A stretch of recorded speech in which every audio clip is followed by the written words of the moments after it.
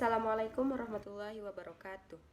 Saya Haira Fitri dari Prodi Tadris Matematika semester 1 di IAIN Takengon akan menjelaskan tentang konstitusi. Nah, sebelum kita membahas tentang konstitusi, mari kita lihat gambar berikut ini. Gambar apakah itu? Ya, gambar bus sekolah.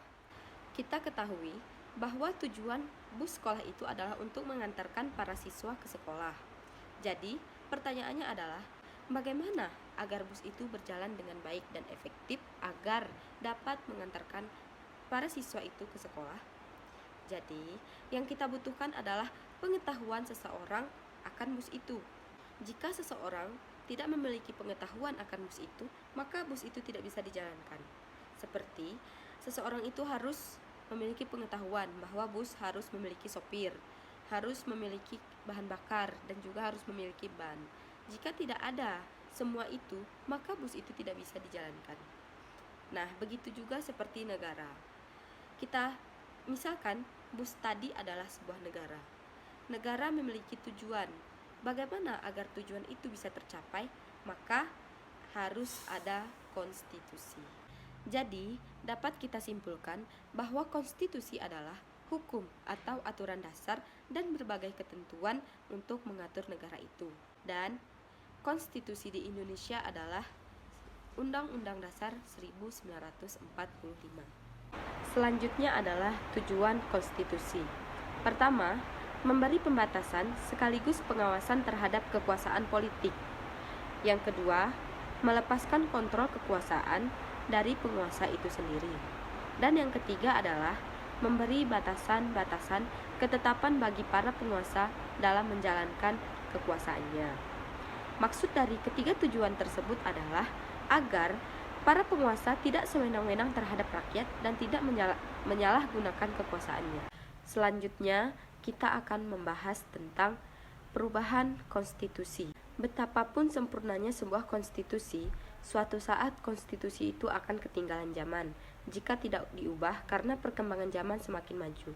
Untuk itu, wajar saja konstitusi dapat diubah selama didasarkan pada kepentingan negara dan bangsa dan bukan hanya untuk kepentingan kelompok tertentu. Secara teori, perubahan undang-undang dasar dapat terjadi melalui berbagai cara. C.F. Strong menyebutkan 4 macam cara perubahan terhadap undang-undang dasar, yaitu: pertama, oleh kekuasaan legislatif tetapi dengan pembatasan-pembatasan tertentu. Yang kedua, oleh rakyat melalui referendum. Dan yang ketiga, oleh sejumlah negara bagian khususnya untuk negara serikat. Dan keempat, dengan kebiasaan ketatanegaraan oleh suatu lembaga negara yang khusus dibentuk untuk keperluan perubahan. Yang terakhir adalah tentang perkembangan konstitusi di Indonesia.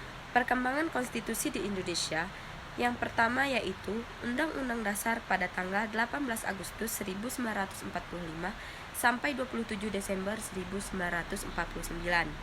Yang kedua, Konstitusi Republik Indonesia Serikat atau Konstitusi RIS pada tanggal 27 Desember 1949 sampai 17 Agustus 1950. Yang ketiga, Undang-Undang Dasar Sementara 1950 tanggal 17 Agustus 1950 sampai 5 Juli 1959. Kemudian, Undang-Undang Dasar 1945 pada tanggal 5 Juli 1959 sampai 19 Oktober 1999. Lalu, amandemen pertama Undang-Undang Dasar 1945 pada tanggal 19 Oktober 1999 sampai 18 Agustus 2000. Lalu, amandemen pertama dan kedua pada tanggal 18 Agustus 2000 sampai 9 November 2001. Kemudian amandemen pertama, kedua dan ketiga Undang-Undang Dasar 1945 pada tanggal 9 November 2001 sampai 10 Agustus 2002. Dan yang terakhir adalah amandemen pertama, kedua, ketiga, dan keempat Undang-Undang Dasar 1945 pada tanggal 10 Agustus 2002 sampai dengan sekarang. Mungkin hanya ini yang dapat saya jelaskan. Maaf apabila ada kesalahan dan terima kasih telah menonton video saya. Saya akhiri. Assalamualaikum warahmatullahi wabarakatuh.